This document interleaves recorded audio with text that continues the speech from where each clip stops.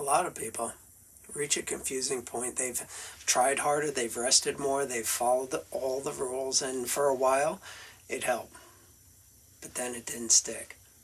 And that moment's unsettling because it makes people start to question themselves.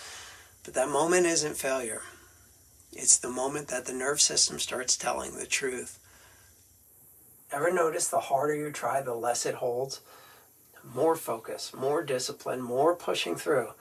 And instead of progress, the system resists. It's not weakness. That's the nerve system switching into protection. When effort rises without clarity or safety, the system doesn't cooperate, it guards. And guarding always feels like effort has stopped working.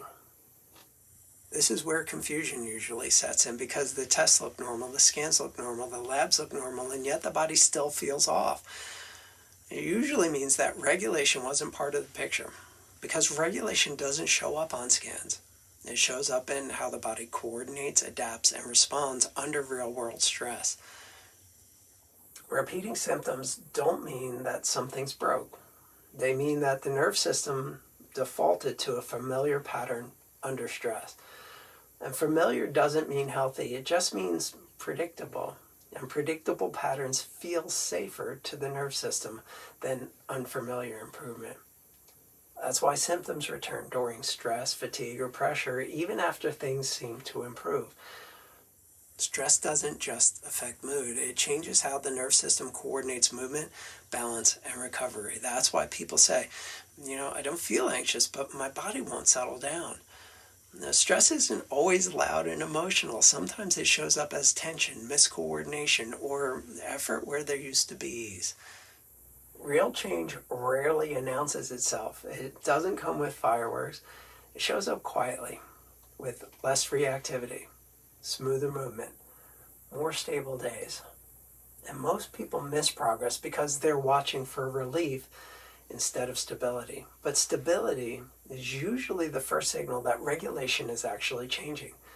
When the nerve system prioritizes protection, performance drops, and most people assume that means something failed. But often it means that the system is choosing safety over output. It's not a flaw, it's an adaptive response. The body isn't broken, it's doing exactly what it's designed to do when certainty is missing. This is where self-blame usually enters the picture.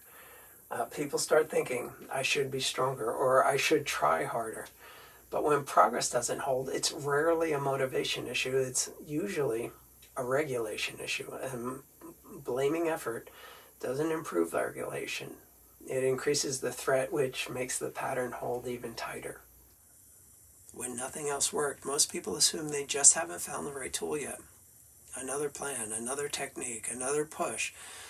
But the missing piece was often understanding how the nerve system shapes function. Not forcing change, but helping the system recognize that change is safe to keep. You can't force safety. You can apply pressure, increase effort, and raise expectations. But the nerve system doesn't respond to that kind of force. It responds to signals. Until safety is recognized, pushing harder only reinforces protection. It's not resistance, it's biology doing its job.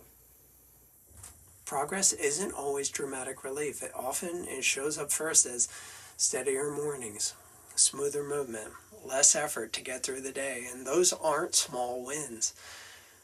They're early signs that regulation is shifting before symptoms fully let go. That's how durable change actually begins. If this sounds familiar, you're not stuck. You're not broken. You've just been working on the wrong layer. And when regulation is addressed, progress starts making sense again.